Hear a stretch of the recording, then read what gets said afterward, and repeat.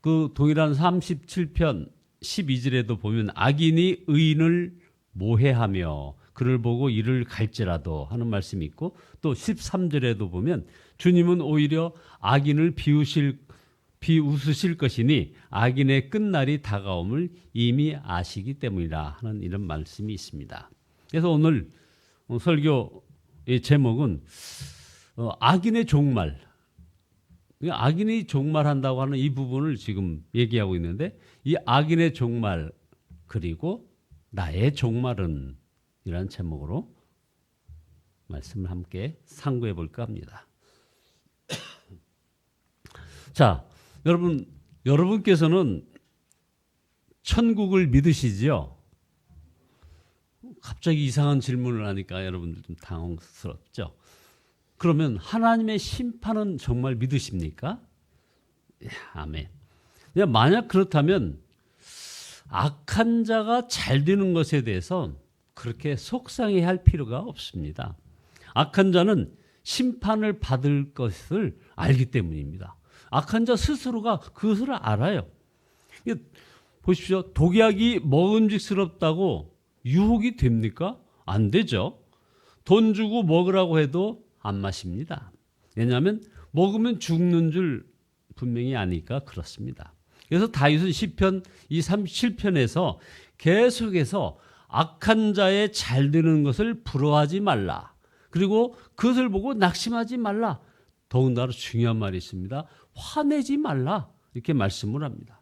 악한 자의 종말은 비참할 것이기 때문이라는 것입니다. 그래서 34절에 악인들이 뿌리채 뽑히는 모습을 네가 보게 될 것이다. 또 38절에는 범죄자들은 항상 멸망할 것이니 악한 자들은 미래가 없을 것이다 라고 아주 그냥 단정적으로 다윗의 입을 통해서 우리 하나님께서 말씀하시는 거 아닙니까?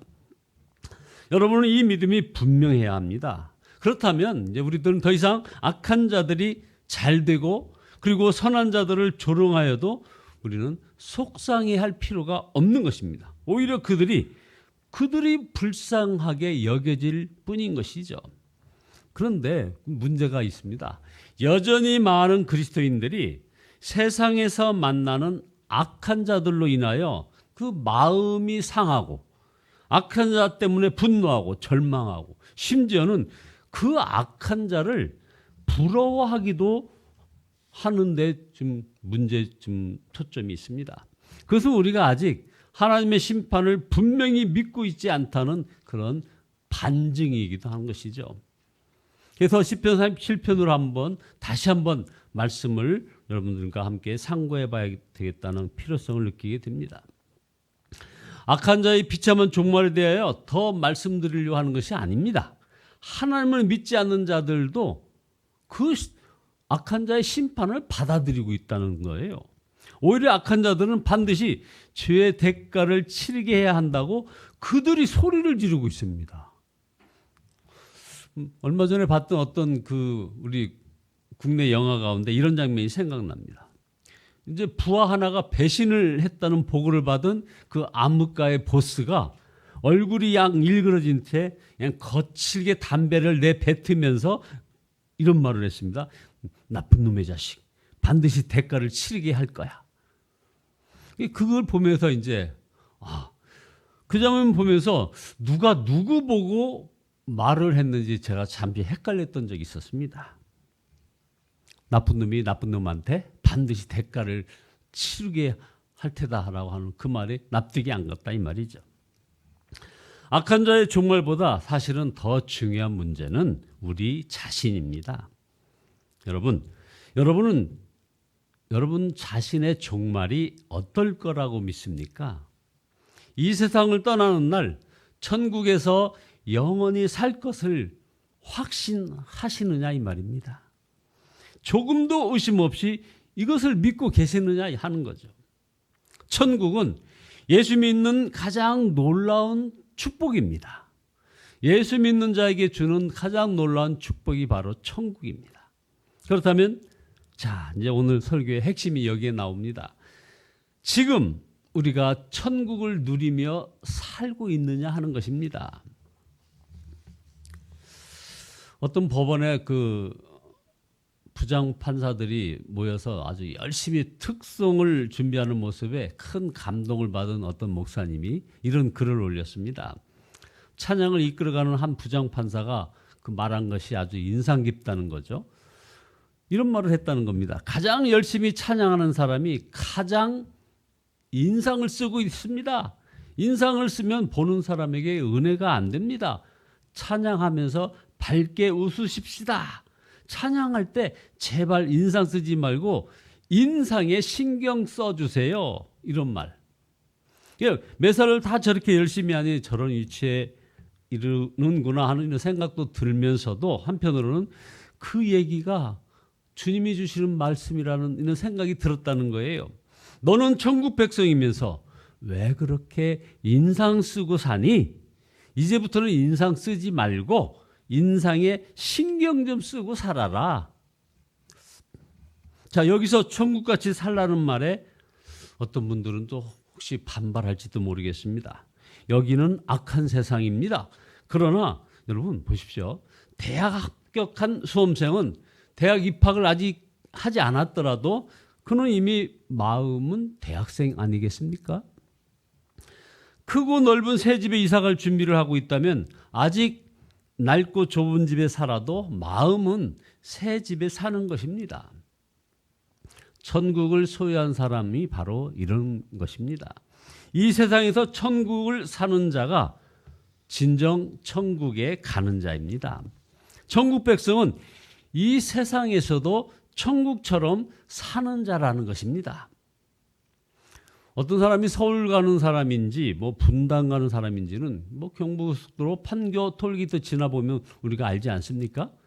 사는 것 보면 천국 가는 사람인지 지옥을 향하여 가는 사람인지 알 수 있습니다. 그래서 37절에 흠없는 사람을 지켜보고 정직한 사람을 눈여겨봐라. 평화를 사랑하는 사람에게는 미래가 있으나 하는 말씀이 나오는 겁니다. 천국 가는 사람은 삶이 다른 것입니다. 그래서 계시록 3장 1절에 내가 내 행위를 아노니 내가 살았다 하는 이름은 가졌으나 죽은 자로다 하는 말씀이 있습니다. 천국 가는 사람은 천국 가는 삶이 좋고 지옥 가는 사람은 지옥 가는 삶이 좋은 것입니다. 이것은 꾸밀 수가 없는 겁니다. 예수님께서 매우 강하게 강조하셨던 말씀이 있습니다. 그것은 바로 깨어 있으라 하는 것입니다. 마태복음 24장 42절에 깨어 있으라 어느 날에 너희 주가 임할는지 너희가 알지 못함이니라. 자, 여기서 깨어 있으라 하셨는데 영이 잠들면 큰일이라는 것이죠. 잠들면 도둑이 집에 들어와도 훔쳐가도 모릅니다. 영적으로 잠든 사람도 마찬가지입니다. 마귀가 마음에 들어와도 모릅니다. 사탄이 가룟 유다의 마음에 예수님을 팔려는 생각을 집어넣었으나 가룟 유다는 그것을 몰랐습니다. 영적으로 깨어있는 사람은 자신의 생각과 감정이 하나님의 것인지 이게 사탄의 것인지를 압니다. 그러나 영적으로 잠든 사람은 사탄이 준 생각을 분별하지 못하고 그냥 망하는 길로 가는 것입니다. 잠자는 사람은 아무 일도 못합니다. 영적으로 잠든 사람도 영적인 일을 할 수가 없습니다. 잠자는 자는 바른 방향으로 나가지 못하는 거죠. 졸음운전하면 큰 사고를 내지 않겠습니까? 영적으로 잠든 자도 열심히 일은 하지만 멸망의 길로 더 빨리 갈 뿐입니다. 자, 그러면 어떻게 하면 우리가 깨어 있을 수 있습니까? 바로 주님을 바라보아야 하는 것입니다. 계속해서 다윗은 이런 말씀을 합니다. 주님을 바라보라고. 34절에 주님을 기다리며 주님의 법도를 지켜라. 주께서 너를 높여주시어 땅을 차지하게 할 것이니. 39절에도 의인의 구원은 주님께로부터 오며 재난을 받을 때 주님은 그들의 피난처가 되신다. 40절에도 주님이 그들을 도우셔서 구원하여 주신다고 말씀하십니다. 그들이 주님을 피난처로 삼았기에 그들을 악한 자들에게서 건져내서 구원하여 주신다는 것입니다. 주님을 바라보는 자는 깨어있는 자요. 악한 세상에 살아도 천국을 누리며 살게 되는 것입니다. 어느 날 주님의 재림이 임박하였다고 직장도 일도 가정도 학교도 버리고 한 곳에 모여 살아야 한다 하는 이런 말하면 이것은 분명히 가짜라고 이해하면 되는 것입니다. 정말 구원받은 사람은 주님의 재림 때에 가서 평소와 다르게 호들갑을 떨면서 특별하게 사는 사람이 아닙니다. 여기서 중요한 것이 있습니다. 평소가 중요한 것입니다. 마태복음 22장에 보면 어느 임금이 아주 큰 잔치를 배설하고 손님을 초청했는데 다 이 핑계 저 핑계 대고 오지 않아. 그러니까 종을 보내가지고 거리에서 사람을 다 불러 잔치자리에 앉혔던 장면이 나옵니다. 물론 비유죠.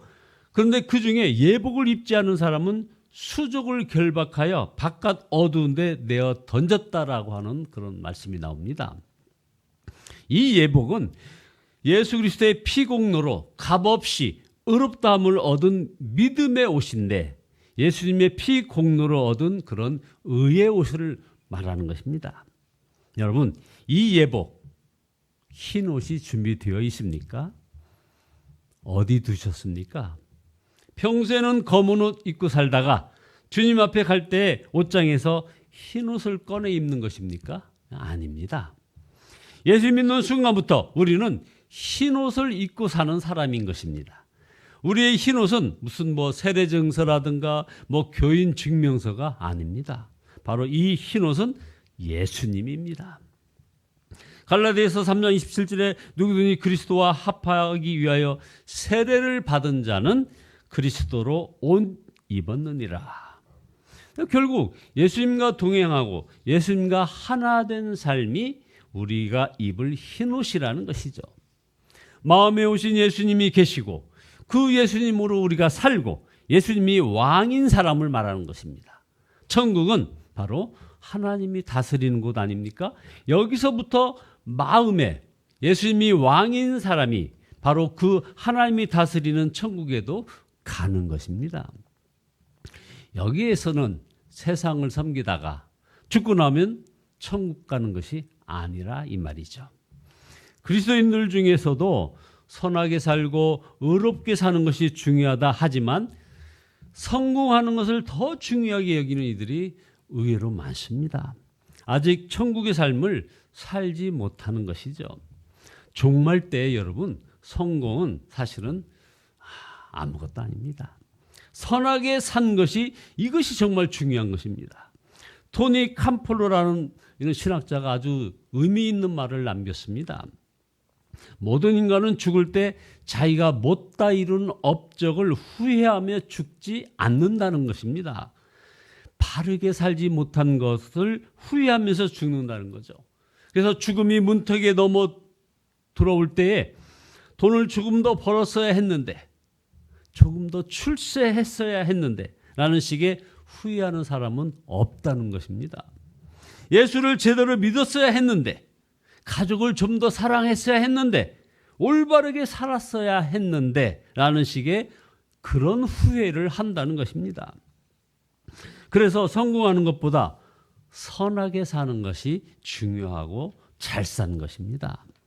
천국을 소유한 사람은 세상이 악하다고 낙심하고 시험하고 분해하지 않습니다. 주님의 눈으로 볼 수 있기 때문인 거죠. 그래서 13절에 주님은 오히려 악인을 비웃을 것이고 악인의 끝날이 다가옴을 이미 알기 때문이라고 얘기하고 있습니다. 여러분, 이 세상에서의 삶이 그대로 천국까지 이어집니다. 어느 날 뚝 있다 그냥 쭉 시간 이동하는 것이 아닙니다. 이 세상에서의 삶이 천국까지 이어진다는 말씀 여러분들 잘 새겨두시기 바랍니다. 그러므로 지금 여러분의 마음, 여러분의 가정, 교회 잘 점검해야 합니다. 지금처럼 사는 것이 주님 앞에 부끄럽다면 늦기 전에 돌이켜야 합니다. 결론입니다. 자, 어떻게 천국의 삶을 여기서부터 살 수 있습니까? 다윗의 권면대로 주 예수님을 바라보는 것입니다. 예수님을 바로 믿으려면 마음을 열고 사는 그런 결단을 해야 합니다. 이것은 예수님을 영접할 때 이미 결단했어야 할 것입니다. 예수님이 마음에 오셨습니다. 그 예수님이 이제 주인이십니다. 이것이 사실이라면 사람들에게 마음을 열어 보여줄 수 없다는 것, 이것은 말이 안 되는 것이죠. 집문 열고 살면 집이 정리가 되지 않습니까? 방문 열고 살면 방이 정리됩니다. 새벽기도 이거 영상이든 교회 출석이든 마음 열고 사는 훈련입니다. 사람들에게 보여줄 수 없는 것은 역시 마음에도 담지 말아야죠. 이것이 진정 종말을 준비하고 사는 사람인 것이죠. 마음을 열고 살면 삶이 달라지는 것입니다. 자, 이제 더 이상 악한 자를 시기하고 원망하고 분노하지 않고 이제 여기서부터 천국의 삶을 사는 그런 증인이 되시기를 예수 그리스도의 이름으로 축원드립니다. 기도하시겠습니다. 전능하신 주님, 회개합니다. 저희들의 삶의 현장이 온전히 천국과 같은 삶이 되지 못했던 저희들의 모든 완악함을 회개합니다. 주여 용서하여 주시옵소서. 그래야 정말